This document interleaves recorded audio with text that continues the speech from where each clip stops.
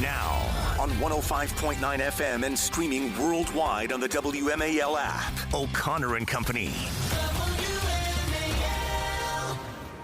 It is 8:06 on this Wednesday, 9th day of July. Thanks for joining us on O'Connor and Company. Always a great way to start your day here in the nation's capital. It's Larry O'Connor with my good friend and filling co-host, Bethany Mandel. Bethany, plug your podcast. Go ahead.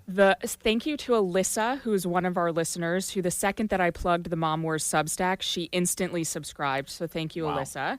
The Substack and the podcast are both called The Mom Wars. And speaking of moms, our next guest is literally my surrogate mother. When I was in the emergency room all day yesterday, do you know how hard it was not to text her and say, what do I do? But she was releasing a best-selling new book, so I did it. Yeah. You can't text her on launch day, on publish day, but now you can ask her all those things. Let's sell some books. While we're selling your podcast, Bethany, let's sell some books. It's called Butler, The Untold Story of the Near Assassination of Donald Trump and the Fight for America's Heartland. And, you know, there's a litmus test of people who work in politics and media. And because Salena Zito is the kindest, most wonderful, most professional person you'll meet. And if for some reason you have something negative to say about Salena Zito, then I know everything I need to know about you. She joins us now. Salena, congratulations on this triumph. Oh, that is so kind of you. And Bethany, I would have totally answered your text. I know, that's why I didn't text That's you. true. And that is why the litmus test is, if you don't love Salena Zito, then you're dead to me. There's something wrong with you, yeah. So, Salena, listen, famously, we already know that you were there that day in Butler. You were right there, in fact. You were saved from flying bullets and shrapnel as the bullets were flying at this assassination attempt of Donald Trump. But what we didn't know about your story at the time that you reveal in the book is how thoughtful and concerned the president was about your safety. Yeah, absolutely. So the next morning, July 14th, I get a phone call at dark 30. I mean, it wasn't dark, it's summer, but, you know, it was early. and this, you know, very distinctive, very booming voice is on the other end. Salena Zito, this is President Donald Trump. Like I don't know that, right? and he says, first, are you okay? Is your daughter okay? Is your son-in-law okay? And I am really sorry for not doing the interview yesterday. And I did something that my parents, when they read the book, find out, which I think they already have. I haven't talked to them for now 12 hours. I swore like a truck driver and said, are you bleeping kidding me, sir? You were shot. I wasn't. But it was the first of 7 very emotional, very powerful phone calls that we had that day. And he called me several times. I think a lot of that connective tissue between us in that moment had to do with we both knew each other. We both respected each other, and we both had been, to varying different degrees, through a traumatic experience. Yeah. Now, we all know if we have a traumatic experience and we try to explain it to a spouse or, you know, a loved one, a family member, if they weren't there, there's a missing piece. But if someone was there with you, it's different. And I believe that's why he called me. And these conversations were very profound and really gave me an insight in a deeper level into who he is, was in that moment, but who he knew he had to be after that moment. So this is the thing that makes you so powerful, and why when Larry and I are joking that there are people out there who don't like you, this is why. Because you have this incredible window into President Trump because he trusts you and because he respects you, as anyone should, as an incredible journalist, but also as a deeply good person. And one of the things that I found most interesting from your book, because I pre-ordered it the day that the pre-order was available, was how many times President Trump talked to you about God. He said, and one of the other things I love about you is that you gave him the space to have these sort of internal conversations and these internal revelations. When I think of Donald Trump, I don't think of him as a particularly religious man, but you quote him again and again and again. and say this was the hand of God. The fact that he turned his head when he did, and I felt that from the moment that this happened, that this was undeniably the hand of God. And I think, the greatest portrayal of God's grace and God's power was that morning in Butler. Whether you like Donald Trump or not, you have to admit that this would have triggered a civil war had this assassin's bullet hit its target. Can you tell me a little bit more about these religious conversations that you had with Trump and what that revealed to you about who he is as a human being? Absolutely. So I think sometimes in society we define religiosity based on some sort of our personal view of what religiosity is.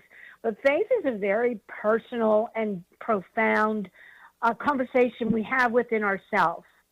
And so, as you said, people don't particularly think of him as a very religious person, but it doesn't mean he didn't have faith.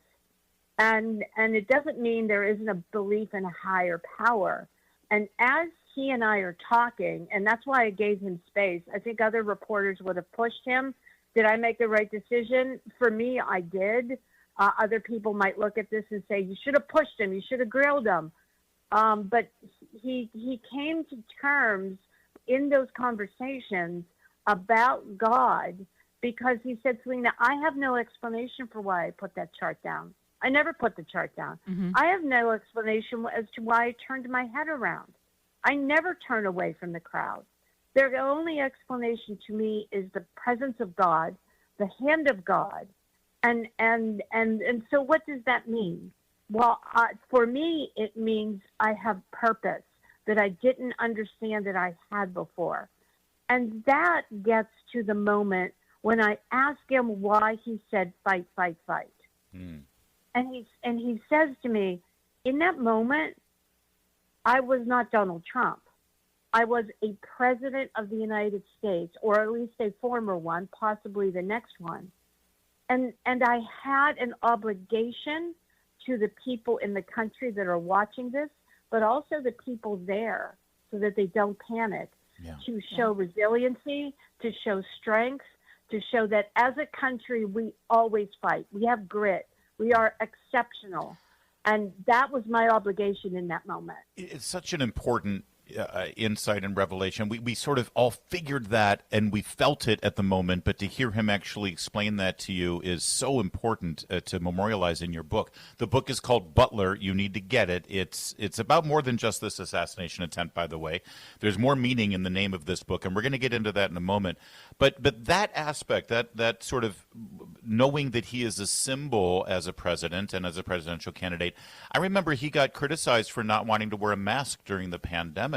But I completely understood that because it would have been a sign of weakness. It wouldn't have projected that resilience and that strength that I think that a president should project. And it is strange, I think, in American politics, Salena, that in some way a president wanting to show strength is criticized. It makes him worthy of criticism. That in some way, you need to show your weakness to be an effective president. It's quite the opposite. Why? What is that about American politics? Maybe I'm just, too much from the Reagan era that I want my president to be a president. Yeah, there is a level of expectation among our cultural curators in legacy media, right? The people that control the narrative because they have the most power, that, it's a bad thing to show strength, if you're a man, to show masculinity, right? And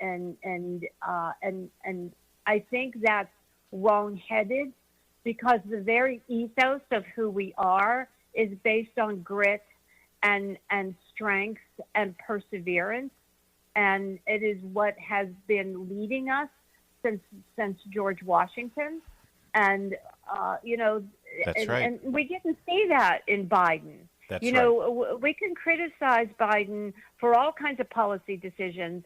I understand that. But also there was a weakness there that was very profound and even unnerved his staunchest supporters. Yeah. And Well seeing said. that strength in Trump that day reminded people of what our potential is. All right, we got a couple Right? more questions for Salena. Stay right there. It's just going to be a minute. We got to check on traffic. The book, this is a great time for you to utilize the sale on Prime Day on Amazon and get your copy of Butler, The Untold Story of the Near Assassination of Donald Trump and the Fight for America's Heartland by our guest, Salena Zito, who we've got more questions for in a moment. WMAL, making sense of the news. Live from the Home Paramount Pest Control Studios. Home Paramount, the leader in pest control since 1939. Donald Trump has said of our guest, author Salena Zito, she understands you people and me better than we do. And that's true. In fact, that's why this book is called Butler, because it's not about just what happened in Butler. It's about the people of Butler. It's about the battleground of where this campaign really took place and where the presidency was won for Donald Trump. And you do report on these communities better than anyone, Salena. So zoom out a little bit. Beyond just this moment, this day in July of last year, what made 2024 different, or for that matter, similar to the 2016 campaign you reported so effectively on? Well, Donald Trump has an intuition about people in a way that I've never really seen before. Maybe Bill Clinton had a little bit of that, in his time, but because of his, how he is now, that's now missing. And this book is also about the people in the places that I call the middle of somewhere, that both parties have consistently dismissed and or taken for granted for decades. And he understands about going to those places. So it's about places like East Palestine. It's about places like Butler, Pennsylvania. There's only been one other president that has ever campaigned there, and that was JFK. It's also places like Erie, Pennsylvania. So the book takes you along after that day in Butler. It also makes you understand in a very granular, very contextual way why these voters matter. The voters that don't matter, no offense to anybody that lives in D.C. or New York, where our media is located, and who often our media is speaking to, they don't matter because their electoral vote doesn't count. But places in Butler, Pennsylvania do, or Luzerne County. So I take the reader through what they missed, what was happening in 2024. I can remember just wanting to stop my feet and scream, "You guys, you're not paying attention. It's not even close in Pennsylvania. It's not even close in Wisconsin. And you aren't reporting what is happening." Yeah. I remember you saying that to me and talking to me all night long, actually. Yes. Yeah. So I one of the, you're not just a Trump whisperer, which again is why a lot of people hate you, because you're not just a Trump whisperer. You're a whisperer to all of these people in these, forgotten heartland parts of America. But I think that you also have a really incredible, insightful relationship that is growing with our Vice President, J.D. Vance. And you quote him in the book in a really beautiful way, because you're not just you're not giving us a window into Donald Trump, but you're also giving us a window into the vice president. And you, towards the end of the book, you're at the RNC, and you're talking to Vance, and he says it's obviously a little bittersweet. Bitter because Corey Compatore is not with us, but sweet because there's so much energy and people are so excited. You are the predictor, and so I want you to right now state out a claim. What do you think 2028 is going to look like as the primary field is solidifying? Who are the people that you think are going to be at the top of the ticket for the Republican nomination? If it was today, I would say J.D. Vance and Marco Rubio, hands down. Yeah.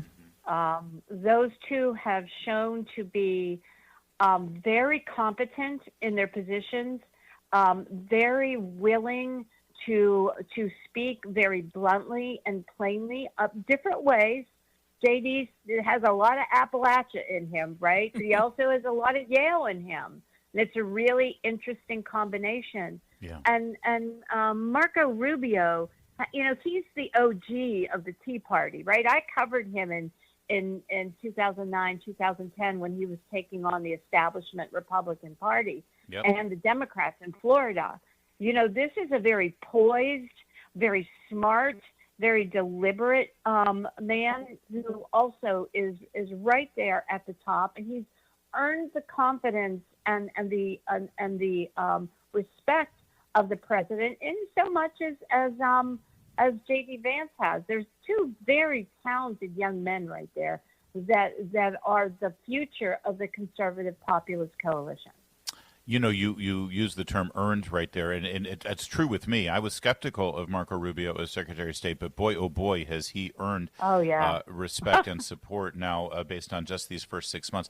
I don't know why we sort of fell into I know why. Bethany and I both have mutual acquaintances that we used to work with who were really mean to you, fellow journalists. We keep dwelling on people who don't like Salena Zito. Not normal people. They're journalists. They're reporters who don't like her. They don't matter.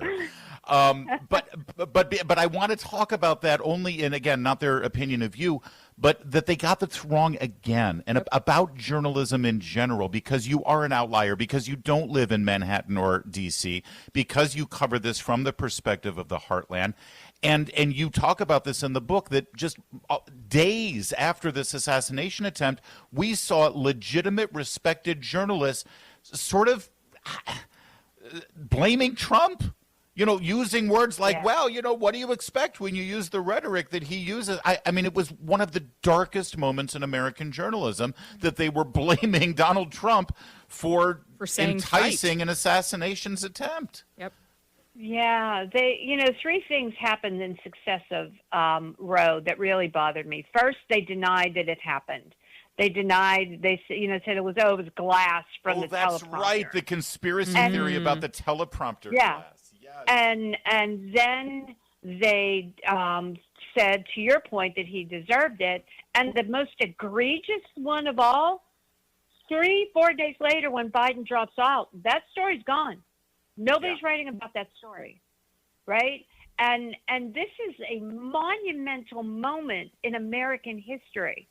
People don't understand the breadth. They will when they read the book, because the book takes you, boom, we keep going. Right, and we keep seeing what's happening, and they completely ignored it. And I remember towards the end of the book, I go to the Madison Square Garden event, then go to a Puerto Rican town in Pennsylvania, in the Lehigh Valley, and Berks County, right around there, and everyone's predicting, because the garbage comment, everyone of Puerto Rican descent is not going to vote for him. And there's going to be a massive protest. Well, I showed up, and there were 6 people protesting who were not from Pennsylvania, and every single person that I interviewed kept saying to me, because they had no idea who I was, like, why? That's so insulting. Do you think we can't take a joke? What do you think, like, Puerto Ricans can't take a joke? Yeah. And I walked away from that saying, they don't get it. This isn't changing anything. They don't get, more importantly, they don't understand people. They come in, they fly in, they make assumptions based on their experiences. And to your point about why I understand things, it's not because I'm particularly brilliant. It's because of geography. I live in Western Pennsylvania. It's also because of experience. I've been a waitress. I have been a shampoo girl. I've worked in a sewage treatment plant. I've been the cafeteria lady. My experiences and my geography help me understand people better than someone understands people, covering people from the middle of the country whose experiences include a very nice college and university and a really nice zip code. And now you are a second-time best-selling author. Your book is number 28 on Amazon right now, and everyone needs to go to Amazon and pick it up. Salena Zito, Butler. Yeah. It is an incredible read, and get that book and send a message to the elites in media and in Washington and Manhattan. Salena Zito, she speaks for us. And boy, so much for a hard-hitting interview with Salena. Never a chance with me and Salena. Sorry, we're both in the fan club. You know that, Salena. Great talking with you, and congratulations on the book. Love you guys. Thank you so much.